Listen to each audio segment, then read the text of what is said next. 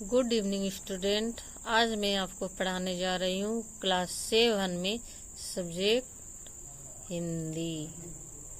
पिछली कक्षा में हम पढ़ रहे थे ऊर्जा संबंधी वार्तालाप। इसमें से हम पेज नंबर 19, 20, 21, 22 पढ़ चुके थे। आज पढ़ेंगे 23। तो यहाँ पे हमको पढ़ना था। प्रिया पूछती है, सर इसका मतलब परमाणु बम क्या है? इसी सिद्धांत पर कार्य करता है। वो जानना चाहती थी कि परमाणु बम आखिर किस तरह कार्य करता है। तो सर बताते हैं, हाँ, परमाणु बम इसी सिद्धांत पर कार्य करता है। परमाणु बम के परिणाम बहुत खतरनाक होते हैं, किंतु नाभिक ऊर्जा के इन सिद्धांतों का उपयोग देश की प्रगति के लिए किया जाए तो उत्तरोत्तर उन्नति को कोई नहीं रोक सकता।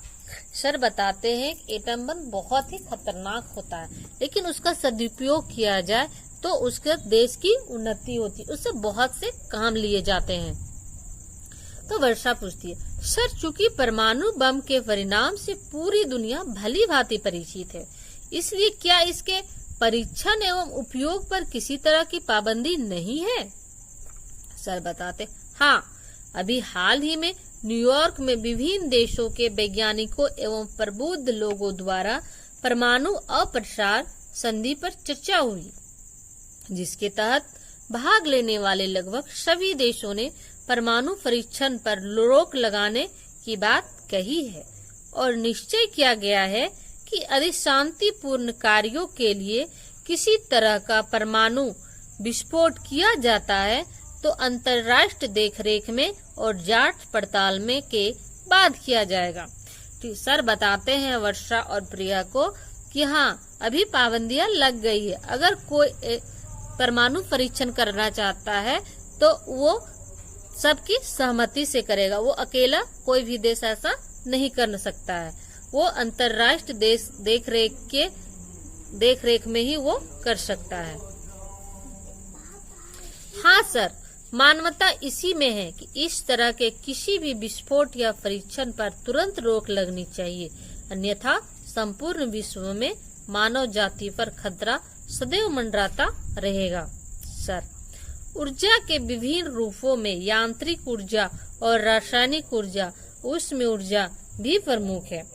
वर्षा, यांत्रिक ऊर्जा क्या है? तो बच्चों, पिछली कक्षा में हम पढ़े थे सौर ऊर्जा, जल ऊर्जा, पवन ऊर्जा, परमाणु बम। अब हम आपको बताने जा रहे हैं यांत्रिक ऊर्जा आखिर किस तरह से कार्य करती है। सर, जब कोई वस्तु गतिशील अवस्था में होती है तो उसमें ऊर्जा मौजूद होती है, इसे आंतरिक ऊर्जा कहते हैं। आखिर जब कोई वस्तु गतिशील होती है, चलती है, तो उसमें ऊर्जा लगता है, तो वही उसका आंतरिक ऊर्जा होता है। प्रिया, इसका कोई उदाहरण दो। तो सर उससे पूछते हैं कि ऐसा कुछ एग्जाम्पल बताओ जिससे पता चले कि वो गतिशील है तो उससे ऊर्जा भी उत्पन्न होती है। सर, जब हम गुलेल की रबड़ में पत्थर का छोटा टुकड़ा लगाकर खींचते हैं, तब रबड़ को छोड़ने पर पत्थर तेजी से दूर चला जाता है। इस प्रकार खींची हुई रबड़ में आंतरिक ऊर्जा होती है। सर बोलते, ठीक कहा प्रिया। वर्षा, सर इस तरह माचिस, लकड़ी का कोयला, पेट्रोल में जो ऊर्जा होती है उसे क्या कहते हैं? सर, वर्षा, उसे रासायनिक ऊर्जा कहते हैं। इसका कोई और उदाहरण दो।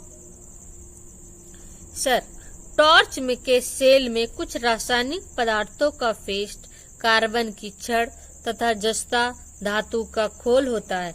जब टॉर्च के स्विच को दबाते हैं तब सेल के रासायनिक पदार्थों में क्रिया होने लगती है, इससे ऊर्जा उत्पन्न होती है। यही रासायनिक ऊर्जा कहलाती है।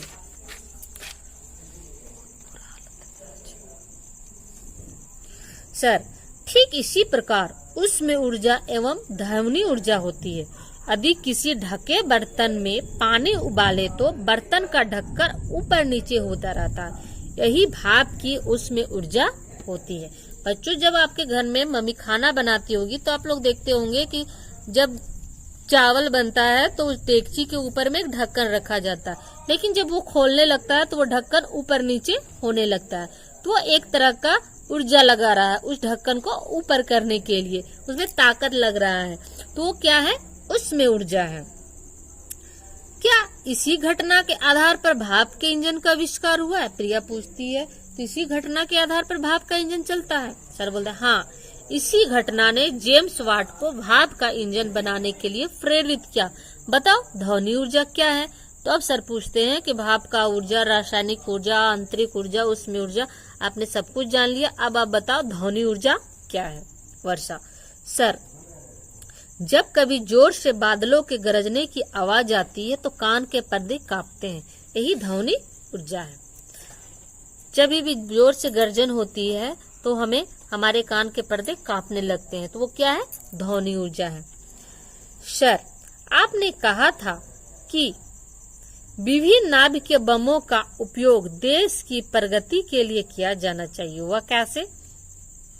अब तो हम सारे ऊर्जा के बारे में आपको बताएं, लेकिन उससे देश की प्रगति कैसे होगी वो अब हम जानते हैं। सर देखो प्रिया, तुम्हें यह तो पता होगा कि देश में कई स्थानों पर तो पानी इतना है कि बाढ़ आ जाती है और कई स्थानों पर सूखा पड़ता है।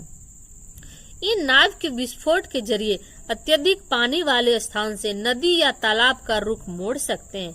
उनका रास्ता बड़े बड़े पहाड़ काटकर बना सकते हैं। एक शहर से दूसरे शहर को पानी की धारा से जोड़ सकते हैं, यानी कि जहाँ पे ज्यादा पानी है उसके पानी को हम सूखे क्षेत्र में ला सकते हैं। सर हमने ऊर्जा संकट के बारे में सुना है, क्या हमारे देश में ऊर्जा संकट प्रारंभ हो गया है या आगामी वर्षों में ऊर्जा संकट के दौर से हमें गुजरना पड़ेगा? वर्षा सर से पूछती है कि हमने सुना है कि हमारे देश में ऊर्जा की कमी होने वाली है, तो क्या ये बढ़ने वाला है? सर बोलते अच्छा प्रश्न किया तुमने।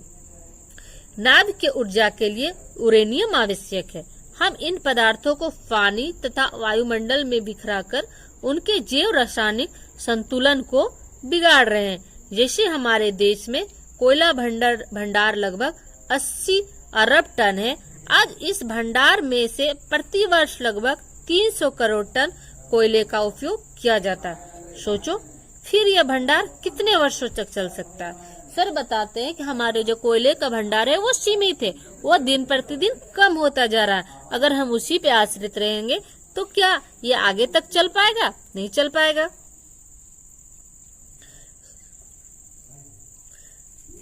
प्रिया, सर इसी तरह प्रतिवर्ष पेट्रोल की खपत दिन दूनी रात चौगुनी बढ़ रही है। तेल भंडार भी कम होते जा रहे हैं, साथ ही ये प्रदूषण को भी बढ़ाते जा रहे हैं। सर वैसे भी हमारे ज्ञात तेल भंडार मात्र 400 करोड़ टन है। आज प्रति वर्ष लगभग 40 करोड़ टन पेट्रोल निकाल लिया जाता है और जिसकी खपत हो जाती है। दूसरे देशों से कब तक हम तेल का आयात करेंगे? बढ़ती जनसंख्या भी ऊर्जा संकट पैदा करने में सहायक है। आने वाले समय में कहने में कोई हर्ज नहीं होगा कि ऊर्जा आए कहां से। यह निश्चित है कि हम सभी को गंभीर ऊर्जा संकट झेलना पड़ेगा। सर बताते हैं ये कोयला हो या तेल हो, धीरे धीरे वो खत्म होता जा रहा है और जब खत्म हो जाएगा तो हमारे देश को ऊर्जा के संकट से गुजरना पड़ेगा। सर वर्षा पूछती है, सर कोयला, तेल और प्राकृतिक गैस जैसे ऊर्जा संसाधनों के समाप्त हो जाने के संकट के निवारण का कोई तरीका तो होगा?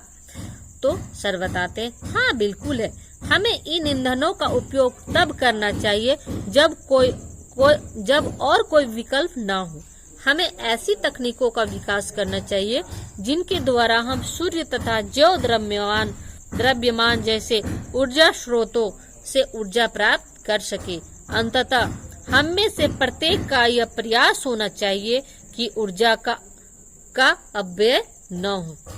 सर बताते हैं कि ये सब खत्म होने वाली चीज है, लेकिन सौर ऊर्जा जो हमारा है, पवन ऊर्जा, ये सब हमारी जल ऊर्जा, ये हमारी समाप्त होने वाली चीज नहीं है। ये प्रकृति हमें फ्री में, मुफ्त में देती है। तो इस ऊर्जा का हम उपयोग करके हम अपने ऊर्जा को, अपनी जो समाप्त होने वाली है कोयला, पेट्रोल, उसे हम बचा सकते हैं। तो बच्चों आपको ये वर्ड मीनिंग है, इसे आप अपनी यहाँ से लेके यहाँ तक लिख अपनी कॉपी में नोट कर लीजिएगा और इसे याद कर लीजिएगा। आई आज का आपका होमवर्क है। Thank you.